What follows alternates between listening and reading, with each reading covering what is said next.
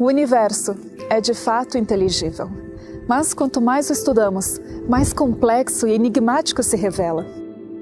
Nós, seres humanos, vivemos dentro de determinados limites. Quanto mais nos aproximamos do horizonte, mais descobrimos que a superfície não é plana. Por isso, os cientistas precisam constantemente buscar novas lógicas e questionar o já estabelecido. Afinal, e se, como bem escreveu Shakespeare, há mais coisas entre o céu e a terra do que imagina a nossa vã filosofia?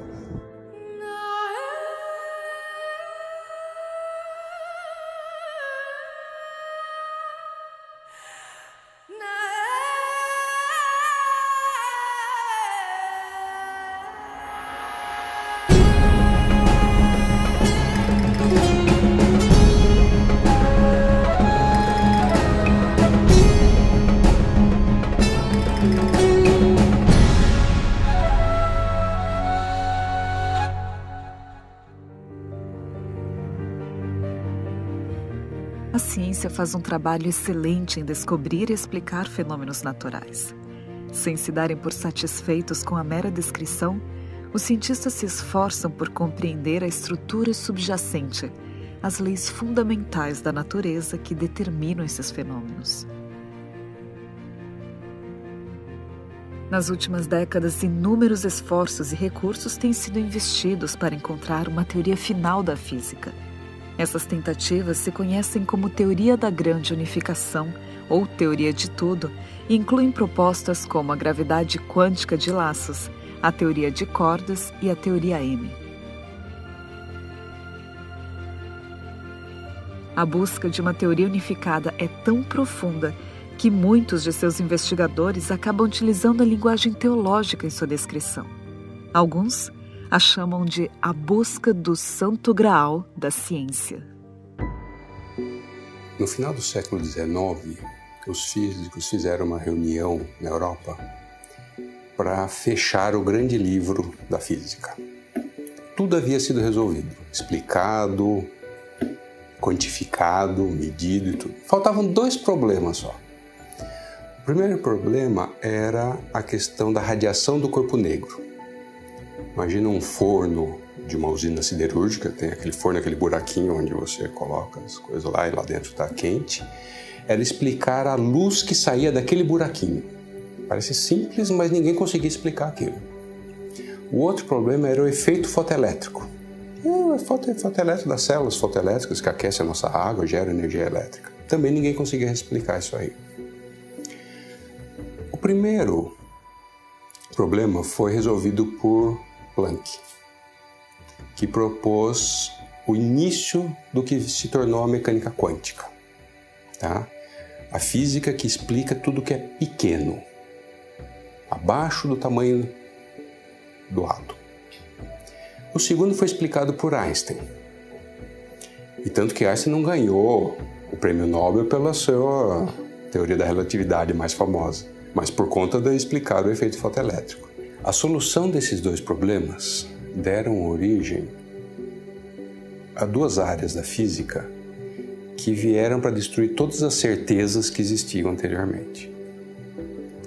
Uma delas é a mecânica quântica, que trata de tudo que é pequeno, em escala atômica subatômica, e a relatividade, que trata do que é tudo grande, extremamente massivo, gigantesco, distante e rápido. Esses 2 mundos são 2 mundos completamente malucos, para falar em português bem claro, tá? Por quê? Porque eles fogem à nossa concepção cotidiana.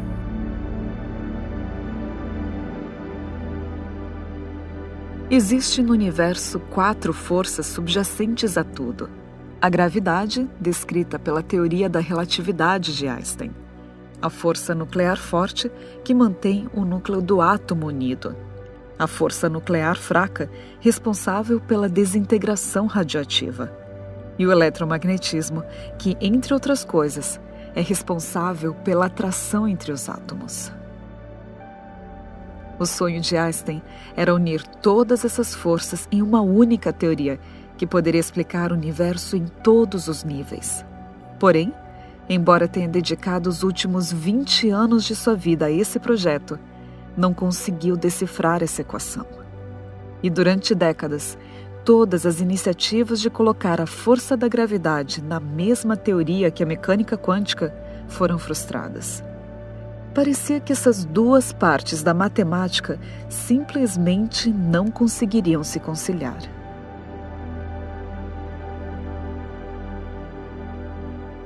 A la gente le gustaría poder explicar todos los fenómenos del universo con una sola física.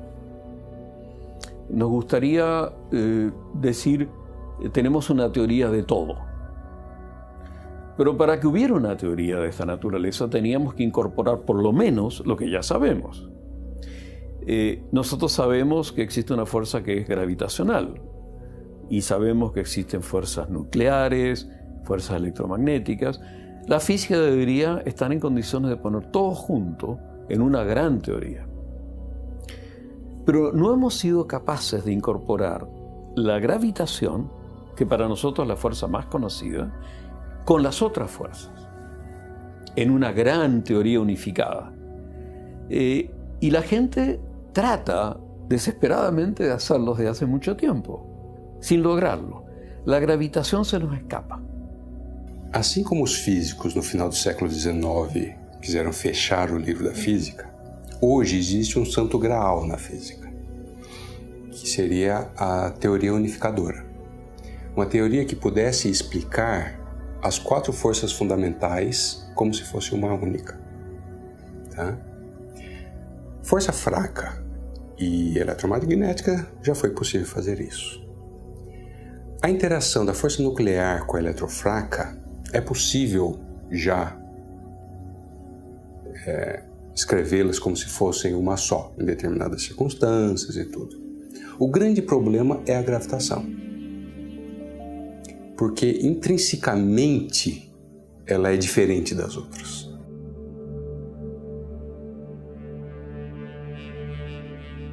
Apesar dos grandes avanços que têm sido alcançados na compreensão do universo, ainda existem alguns aspectos do cosmos que não serão completamente compreendidos até ser encontrada uma única teoria. E em nenhum lugar isso parece ser mais evidente do que nas profundezas de um buraco negro. Se tentarmos descobrir o que ocorre no seu interior, onde uma estrela é reduzida a um ponto minúsculo, usamos a relatividade porque a estrela é incrivelmente pesada? Ou a mecânica quântica por ser incrivelmente pequena? Uma vez que o centro do buraco negro é tão pequeno quanto pesado, necessitamos usar as duas teorias ao mesmo tempo. E quando tentamos juntar essas teorias, simplesmente não há sentido. One of the big problems that we have in physics right now is that we have 2 very successful theories. We have general relativity, which describes how gravity behaves and gives us a very accurate picture of gravity and black holes and things like that. And then we also have quantum theory. And quantum theory describes very small things like atoms and particles. And both of these theories are very successful in their own realms, but we don't know how to make them fit together. And so quantum gravity is an attempt to do that. So people today are working very hard to try to figure out what would a quantum theory of gravity look like? How do you bridge the gap between the world of the very small and the theories that describe gravity very well? And so one of the properties of quantum theory, its main defining feature, is that quantities that on big scales can have any value have only certain discrete values in quantum mechanics. That's the whole nature of quantum, is that you can be here or you can be here, but you can't be in the middle. The most famous example is the atom. If you look at the electrons that orbit an atom, those electrons can only have specific energies. They can be at one energy level or another, but they can't have energies in between. That's the quantum nature of quantum mechanics. And so if we were to do the same thing with general relativity, if we were to make a quantum theory of gravity, well, relativity is all about the curvature of space. It's what space looks like. So a quantum theory of gravity would say that space itself has to be quantized. You can have a smallest amount of area, but no smaller. And you can have a smallest length, but no smaller. And how would you put all of that together to make the space that we observe? Ese problema lleva a los teóricos de la física a buscar teorías nuevas y formas nuevas de mirar el problema. La teoría de cuerdas es una de esas formas. Até pouco mais de 20 anos atrás, os cientistas entendiam as partículas como pontos, pequenos pontos. Mas o que a teoria de cordas propõe é que as partículas não são pontos, são minúsculas cordas vibrando. Cordas tão pequenas que, se um átomo fosse aumentado ao tamanho do nosso sistema solar, essa corda seria do tamanho de uma árvore média. O que é surpreendente é que essa vibração é que definiria a partícula. Se vibra de determinada maneira, seria um tipo de partícula. Se vibra de outra, outro tipo. E isso poderia ser a chave para resolver a distância entre o universo uniforme e previsível da relatividade e o espaço instável e caótico do mundo subatômico. Se você pegar uma corda, você pode vibrar a corda com esse movimento. A gente chama isso de primeiro modo vibracional. Você pode vibrar a corda assim, é uma brincadeira de criança. Você pode vibrar uma corda assim. Você tem um segundo modo vibracional. E você pode progredir em diversos modos de vibração. Isso é bem descrito na física clássica, esses modos de vibração de uma corda. O que esses cientistas, esses físicos que formularam a teoria das cordas propuseram é que essas pequenas partículas elas são descritas por essas entidades cordas e cada partícula é diferenciada por um modo diferente de vibração dessa corda. Uma partícula tem um modo, seria a representação desse modo de vibração, outra partícula outro modo, e por aí vai. De uma forma bem simples, isso é teoria de cordas. Ao se aprofundar o conhecimento do mundo subatômico, os cientistas descobriram que cada força fundamental do universo tem uma partícula. Essa partícula é responsável pela interação dessa força. Ao avançar na teoria de cordas, os físicos encontram uma equação que descrevia uma partícula sem massa. Essa descoberta foi mais surpreendente ao entenderem que esta partícula descrevia a gravidade a nível subatômico e por isso foi chamada de graviton. Mas seria esta a chave para unificar a relatividade e o mundo subatômico? E, por outro lado, ao ser uma partícula sem massa, como poderíamos observá-la? Quando você pensa em partícula subatômica, você pensa numa bolinha minúscula. É isso que a gente imagina. Mas, na verdade, essa é uma ideia que serve para a gente pensar e funciona para a gente até trabalhar em física com isso, mas não quer dizer que as partículas sejam realmente bolinhas. A mecânica quântica mostra para a gente que elas se comportam, às vezes, como ondas, espalhadas num espaço muito grande. É uma coisa muito complexa, né? A nossa mente não consegue entender alguma coisa que seja ao mesmo tempo partícula e onda. Mas os sistemas quânticos são essa mistura desses dois conceitos. Talvez a gente não tenha capacidade de entender o que realmente é. Então a gente precisa dos dois conceitos para trabalhar com isso. Cada força tem a sua partícula, cada uma das 4 forças fundamentais tem uma partícula associada a essa interação. E tem as partículas estruturais, né, que são aquelas que vão interagir. Além disso, a gente supõe que exista o graviton, que é a partícula que é responsável pela interação gravitacional. Essa ainda não foi observada, mas ela deve estar associada a essas ondas gravitacionais. Então, com a detecção de ondas gravitacionais, agora confirmada, a busca pelo graviton certamente vai se intensificar. Existe um aspecto intrigante na teoria de cordas. Até agora conhecemos apenas 4 dimensões, 3 delas são espaciais: altura, profundidade e largura. A quarta é a dimensão temporal. Para que a teoria de cordas possa funcionar, seus cálculos demandam dimensões extras totalmente desconhecidas, matematicamente prováveis. Embora para alguns isso não possa ser observado, já que se tratam de dimensões extremamente pequenas, para outros a ideia de dimensões remotas pode ser mais real do que imaginamos.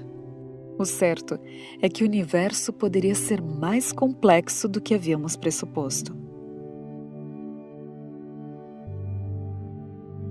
Nosotros vivimos en un mundo en 3 dimensiones. Nos damos cuenta que tiene 3 dimensiones porque tenemos 2 ojos, nos permite eso medir la distancia y vivimos en 3 dimensiones. No tenemos más dimensiones, aparentemente. Pero hay que darse cuenta cuando nos hace la pregunta que nosotros somos seres muy pequeños comparados con el universo, pero muy grandes comparados con los átomos. Es posible que existan otras dimensiones, pero esas dimensiones podrían ser muy pequeñas, a escalas muy pequeñas, y no las veríamos.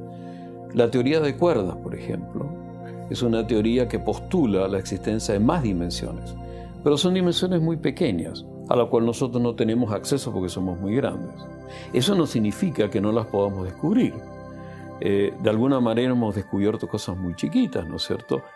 Hemos visto los electrones, sabemos que existen partículas mucho más pequeñas, los quarks, que forman a su vez partículas que llamamos partículas fundamentales, como los protones, los neutrones, y hemos logrado entender eso, pese a que son muy chiquititas comparadas con nosotros y no podemos verlas directamente. Es posible que existan otras dimensiones.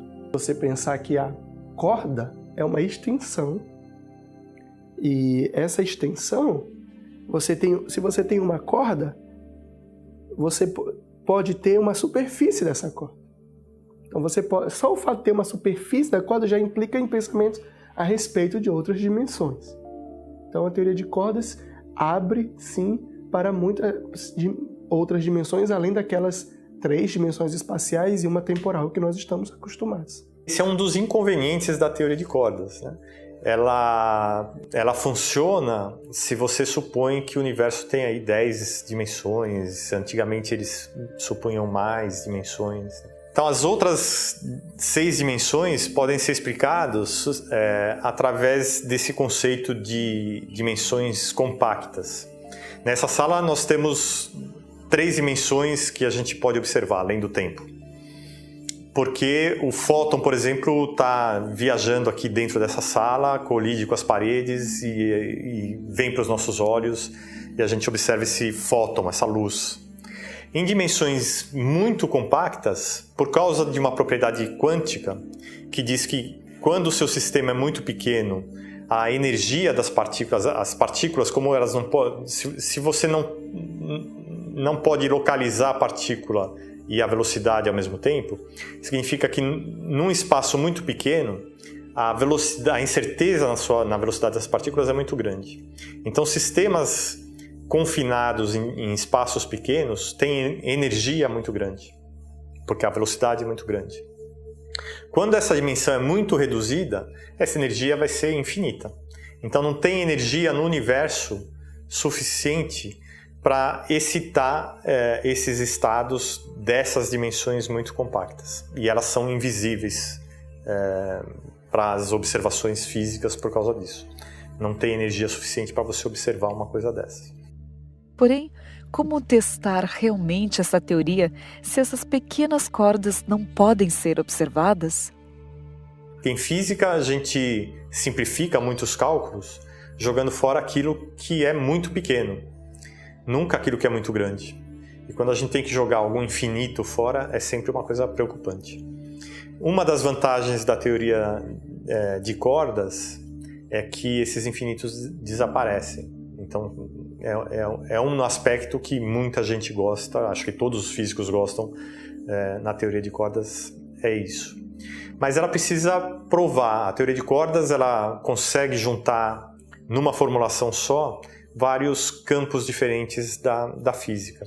Mas até agora não apareceu nenhuma indicação, alguma coisa que é prevista por essa teoria e nenhuma outra das teorias que possa ser observada em laboratório. É uma formulação matemática muito engenhosa, muito bonita, mas para se tornar uma teoria física falta alguma comprovação experimental. A física é isso, né? A junção de formulações matemáticas, por vezes muito complexas, mas com observação de fenômenos que são previstos pela teoria. Se uma teoria não consegue prever coisas novas, ela não tem muita utilidade na física.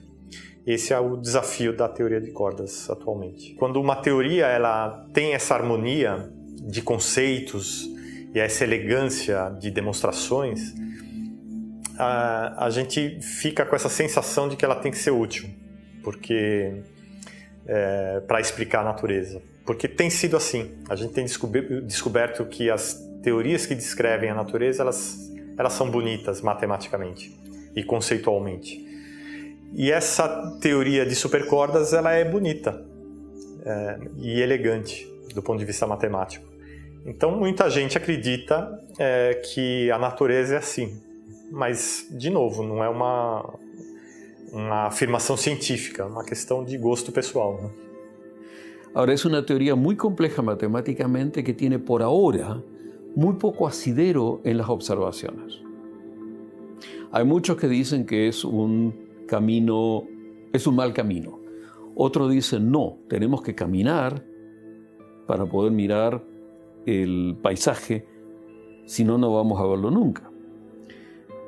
Eso lo hace muy interesante. Y la gente está tratando, a través de la teoría de cuerdas hoy en día, de hacer lo que las teorías un poquito más antiguas, como la teoría cuántica de campo, no es capaz de hacer. Es un terreno muy especulativo, en el cual algunos de los mejores cerebros que tenemos en física están terriblemente interesados. Y hay una generación de gente muy joven estudiando esto, que seguramente en pocos años van a descubrir cosas muy interesantes. Mas a minha pergunta pessoal que eu faço é o seguinte: será que nós não corremos o mesmo risco de uma nova disrupção, como aconteceu naquela reunião dos físicos no final do século XIX? Quando eles achavam que tinham apenas dois únicos problemas para se resolver, e a solução desses dois problemas descortinou uma física completamente nova, né? Que mostrou que não que a física anterior estava errada, mas que ela não se aplicava a determinadas circunstâncias. A relatividade e a mecânica quântica não dizem que a mecânica de Newton está errada. Elas apenas delimitam aonde a mecânica de Newton é aplicável. Até tal massa, até tal velocidade, até tal tamanho, até tal energia, que é a física que nós conhecemos. Aumentou a energia, velocidade, você vai para a relatividade. Então, certamente tem mais coisas para a gente descobrir. Quanto falta é muito difícil de dizer, porque a gente não sabe quanto falta ser descoberto. Muitas vezes na física aconteceu de as pessoas acharem que tudo estava explicado, e aí acontece alguma coisa e vem uma revolução científica e se mostra que precisa se reconstruir tudo novamente. Então a gente não sabe nunca quanto falta para ser descoberto. Lo maravilloso da ciência é que nunca vai deixar de maravilhar-nos com coisas novas. Mas, de novo, se você propõe uma saída que não tem como você testar se ela é verdadeira ou não, fica complicado você acreditar. É uma questão de fé, não é mais uma questão de ciência. Nosotros no podemos mirar más allá de nuestro universo, por definición. Pero eso no significa que no existan otras cosas. La pregunta es, ¿cómo incorporarlo a la ciencia si no podemos verlo? Y eso es una pregunta muy complicada que tiene connotaciones filosóficas. Sin embargo, la ciencia está atacando el problema, porque para explicar lo que vemos, a veces es necesario postular cosas que no vemos. Mesmo que continuemos encaixando as peças do enigma da natureza, precisamos nos lembrar que estamos trabalhando em apenas um cantinho do universo e que a esperança de encontrar a última peça poderia estar além do nosso alcance. Por maior que possa ser o conhecimento dos cientistas, ao enfrentarmos um majestoso e vasto universo, Parece que ele nos revela, ainda que sem querermos, nossas limitações e nossa incapacidade de compreender aquilo que é infinito. Talvez nunca seremos capazes de definir e conhecer totalmente o ilimitado universo. E explicações sobre sua origem podem permanecer aqui como teorias, carentes de comprovação absoluta. Porém, podemos ir mais além do conhecido em busca da verdade, desafiando constantemente as nossas fronteiras e limites, para tentar nos deparar verdadeiramente com a grandiosidade, aquilo que se revela mais do que aos nossos olhos e aos nossos sentidos, o sublime. Podemos continuar crendo no que se espera, mesmo quando não podemos ver. Podemos continuar observando aquilo que é imperceptível aos olhos e crer firmemente que está ali, mesmo que só possamos perceber por um espelho o seu sutil reflexo, tentando evitar as interferências da atmosfera terrestre e aguardando o dia em que poderemos ver todo o esplendor do universo, face a face. Isso implica crer que ainda existe muito mais. Existem lugares e aspectos do cosmos que ainda não foram explorados. Desde as grandiosas estrelas e suas imensuráveis distâncias, as imponentes supernovas e as fascinantes nebulosas com suas expressões inigualáveis de cores, até a obscuridade insondável que se evapora ao quente esplendor da luz solar. O universo, desde a mais descomunal galáxia até o mais diminuto quark, desde a constância e equilíbrio do macrocosmo até as probabilidades caóticas do mundo subatômico, parece testemunhar que o nosso pequeno planeta é apenas o início de algo muito mais, muito maior, muito mais profundo. Algo que talvez possamos chegar a compreender algum dia, quando tivermos todas as peças. Mas, até então, continuaremos fazendo perguntas, descobrindo novos aspectos de um universo sofisticado, elegante, surpreendente.